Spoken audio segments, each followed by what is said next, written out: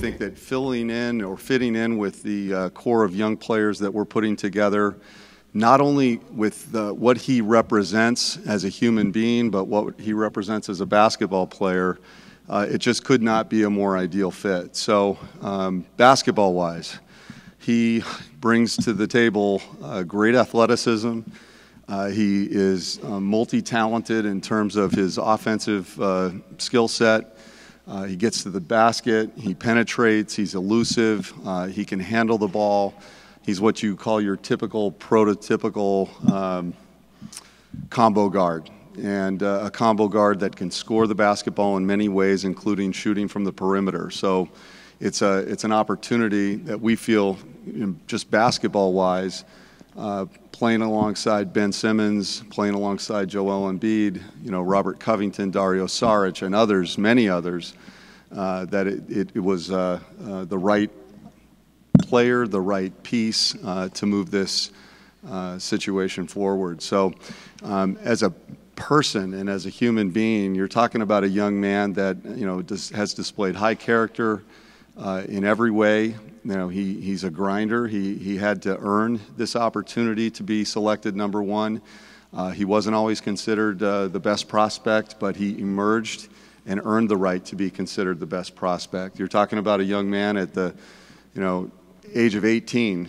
He just turned 19 a few weeks back. You're talking about a young man that goes to the University of Washington, didn't have great team success, unfortunately. Part of that, may be personnel driven, part of that may be circumstantial, but, to do what he did at the level of the Pac-12 and to be able to, average 23 points a game, 6 rebounds, 6 assists, you're talking again about, a great performance on the floor, a player that does so many different things, and we believe someone that's going to help make his teammates better. He's a facilitator, he's a playmaker, but he's also a scorer.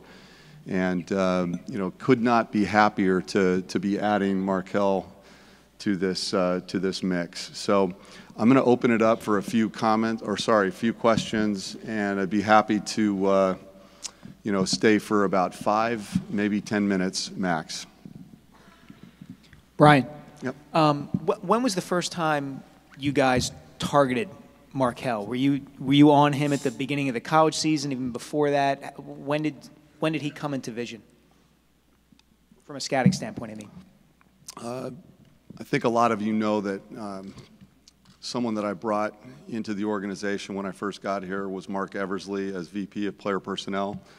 I believe, through some of the postseason tournaments last year, where these players are on display, whether it's McDonald's or the brand Jordan, and some of the things that, these players more or less first come to light. You're aware of them, but you're not in a position to scout them other than at some of the, university events or at some of the international competitions.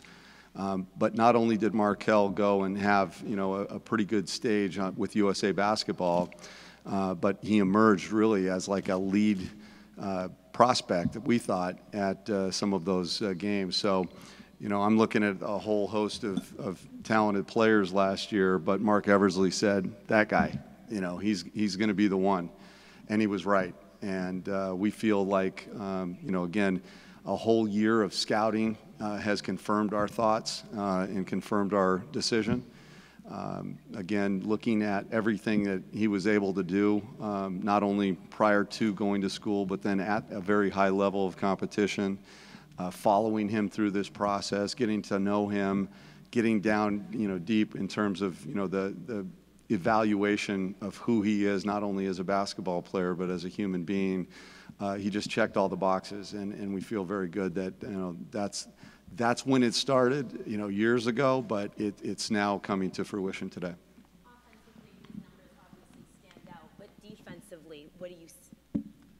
Defensively, what do you see from Fultz?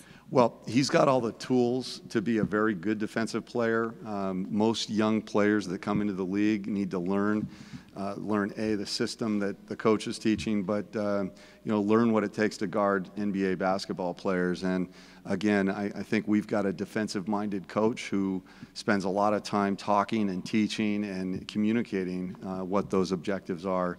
And I think he's going to fit in just fine with that group. And the bottom line is, at the end of the day, if you're defending, you're going to stay on the court. And I think that most of our young guys will do everything they can to make that happen. And again, sometimes, the offensive talent, obviously, is something that really weighs heavily in who's on the court. But, we really do think Markelle could be a good two-way player. We just have to now get him to, think that way and begin to play that way all the time.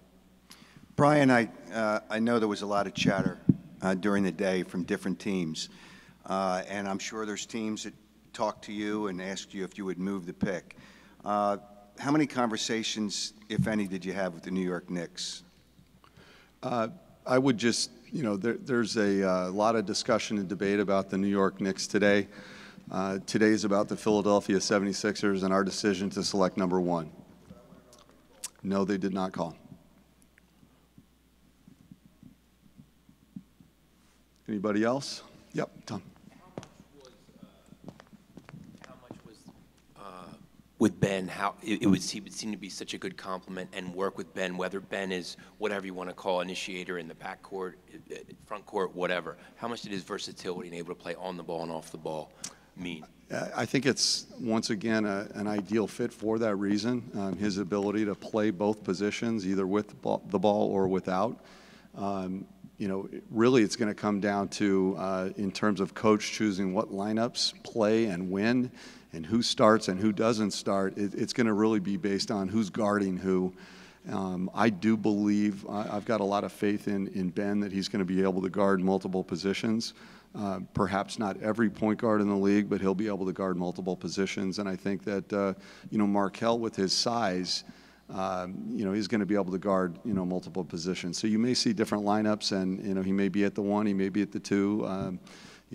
Again, a perfect combination guard that is going to fit in nicely with the rest of our people. Bryan, a lot of people that know this kid for a long time, they always talk about the chip that he has on his shoulder. Just in your conversations, could you sense that chip and how motivated he is to prove to the city he was worth it? Yes, I think you realize that he's got the chip, but he doesn't go out of his way to show it. I think there's an inner drive there, and I think that that's something that makes him special. I think that he's motivated to prove people wrong, but not in a bad way. It's in a very positive way. So he's channeling that. In a quiet, calm, let me say secure way. I think he's pretty sure of who he is, and he's out to show the world, but he's not pounding his chest while doing that.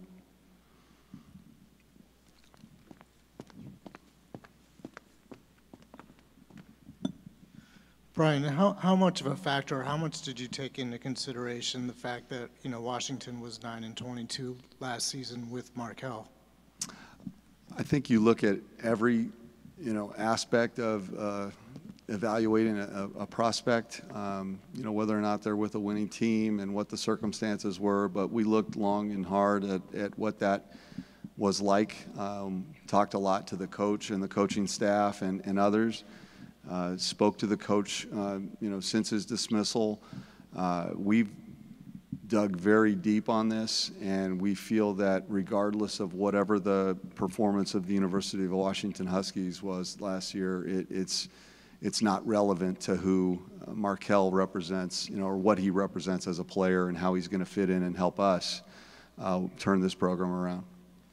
A lot of the current players, and largely Embiid, have already been very welcoming to Fultz, and Embiid tweeted about him right after he was drafted. What do you want to see from this young culture, and what do you want to see them develop with some type of unity that they're already, welcoming him with open arms? It's amazing. Sometimes, something like this happens, and it sets off a little bit of a schism in the organization, or a team doesn't like, perhaps what direction, the management or coaching staff is going. But I think there's there's pretty good unanimity here that everybody is on the same page. I think that Markelle is a likable young man. He's a very good basketball player. Everyone knows what that level of talent is going to mean to us becoming a more competitive team.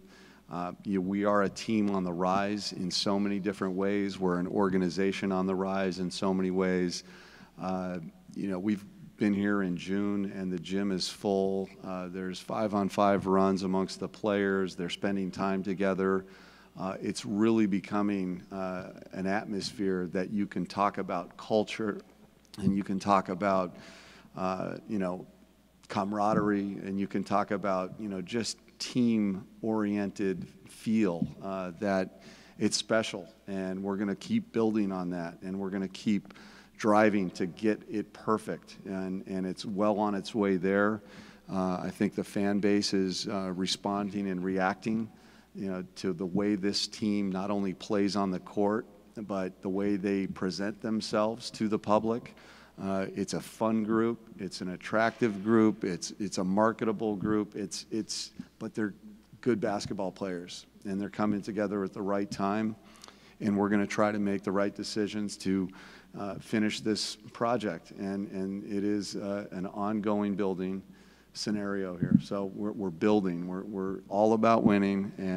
But when you do it with people that you like, and when there's common beliefs and common vision, I think it makes it that much more special, and that's what we're seeing with this group. Okay, thank you very much. We have 4 picks in the second round, so it's going to be late before I get back out here. Please be patient, and appreciate you all being here tonight. Thank you.